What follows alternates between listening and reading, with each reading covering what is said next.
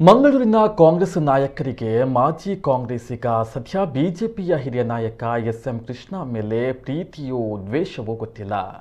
ಮಲ್ಲಿಕಟ್ಟಿಯ Congress ಕಚೇರಿಯಲ್ಲಿರುವ SM. Krishna ಅವರ ಭಾವಚಿತ್ರ ಹರಿದ ಸ್ಥಿತಿಯಲ್ಲಿ ಮತ್ತೊಮ್ಮೆ ಅಂಟಿಸಿದ ಸ್ಥಿತಿಯಲ್ಲಿ ಕಂಡು ಬರ್ತಾ ಇದೆ.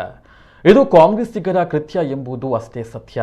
ನಗರದ ಮಲ್ಲಿಕಟ್ಟೆಯಲ್ಲಿರುವ ಕಾಂಗ್ರೆಸ್ ಭವನದಲ್ಲಿ ಮಾಜಿ ಪ್ರಧಾನಿ ನೆಹರು ಅವರಿಂದ ಹಿಡಿದು ರಾಹುಲ್ ಗಾಂಧಿ, ಸಿದ್ದರಾಮಯ್ಯ ಹೀಗೆ ಹಲವು ನಾಯಕರು ಹಾಗೂ ಮಾಜಿ ಮುಖ್ಯಮಂತ್ರಿಗಳ ಭಾವಚಿತ್ರ ರಾರಾಜಿಸ್ತಾ ಇವೆ. ಇದರ ಮಧ್ಯೆ ಹಿರಿಯ ಮುತ್ಸದ್ದಿ ಮಾಜಿ ಮುಖ್ಯಮಂತ್ರಿ, ವಿದೇಶಾಂಗ ಸಚಿವ, ಮಹಾರಾಷ್ಟ್ರದ ಮಾಜಿ ರಾಜ್ಯಪಾಲ ಎಸ್.ಎಂ. ಕೃಷ್ಣ ಅವರ ಚಿತ್ರವೂ ಇತ್ತು. 2017ರಲ್ಲಿ ಮಾರ್ಚ್ನಲ್ಲಿ ಅವರು ಕಾಂಗ್ರೆಸ್ ಅನ್ನು ತೊರೆದು ಬಿಜೆಪಿಯನ್ನ ಸೇರಿದ್ರು. 2017ರಿಂದಲೂ ಮಂಗಳೂರು ಕಾಂಗ್ರೆಸ್ ಕಚೇರಿಯಲ್ಲಿ ಮಾಜಿ ಮುಖ್ಯಮಂತ್ರಿ ವೀರಪ್ಪ ಮೊಯ್ಲಿ ಹಾಗೂ ಮಾಜಿ ಮುಖ್ಯಮಂತ್ರಿ ಅವರ ಭಾವಚಿತ್ರದ ಮಧ್ಯೆ ಎಸ್.ಎಂ. ಕೃಷ್ಣ ಅವರ ಭಾವಚಿತ್ರವಿತ್ತು. ಕೆಲವು ದಿನಗಳ ಹಿಂದೆ ಅವರ ಭಾವಚಿತ್ರವನ್ನು ಹರಿದು ಹಾಕಿದ್ರು. ಈ ಮಧ್ಯೆ ಕೆಪಿಸಿಸಿ ಅಧ್ಯಕ್ಷ ಡಿ.ಕೆ. ಶಿವಕುಮಾರ್ ಮಂಗಳೂರಿಗೆ ಭೇಟಿ ನೀಡಿದ ವೇಳೆ ಅದೇ ಜಾಗದಲ್ಲಿ ಮತ್ತೆ ಅಂಟಿಸಿದ್ದಾರೆ.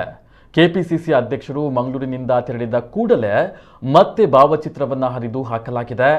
ಈ ಬಗ್ಗೆ ಕೆಲ ಕಾಂಗ್ರೆಸ್ ನಾಯಕರ ಮಧ್ಯೆ ಅಸಮಾಧಾನವಿದೆ. ಈ ಭಾವಚಿತ್ರಗಳು ಕಾಂಗ್ರೆಸ್ ಕಚೇರಿಯ ಒಳಗೆ ಇದೆ. ಆದುದರಿಂದ ಕಾಂಗ್ರೆಸ್ ನಾಯಕರು ಅಥವಾ ಕಾರ್ಯಕರ್ತರೇ ಈ ಕೃತ್ಯವನ್ನ ಮಾಡಿರುವುದು ಮೇಲ್ನೋಟಕ್ಕೆ ಕಂಡು ಬರ್ತಾ ಇದೆ. 2 ದಿನಗಳ ಹಿಂದೆ ರಾಜ್ಯ ಯುವ ಕಾಂಗ್ರೆಸ್ ಘಟಕದ ಅಧ್ಯಕ್ಷ ರಕ್ಷಾರಾಮಯ್ಯ ಮಂಗಳೂರಿಗೆ ಭೇಟಿಯನ್ನ ನೀಡಿದ್ರು. ಈ ವೇಳೆ ಜಿಲ್ಲೆಯ ಘಟಾನುಘಟಿ ನಾಯಕರು ಜಿಲ್ಲಾ ಕಚೇರಿಯಲ್ಲಿ ಇದ್ರು. ಆದರೂ ಅವರು ಈ ಕೃತ್ಯವನ್ನ ನೋಡಿದ್ರು, ತಮಗೂ ಅದಕ್ಕೂ ಸಂಬಂಧವೇ ಇಲ್ಲವೇನೋ ಎಂಬಂತೆ ವರ್ತಿಸ್ತಾ ಇದ್ರು.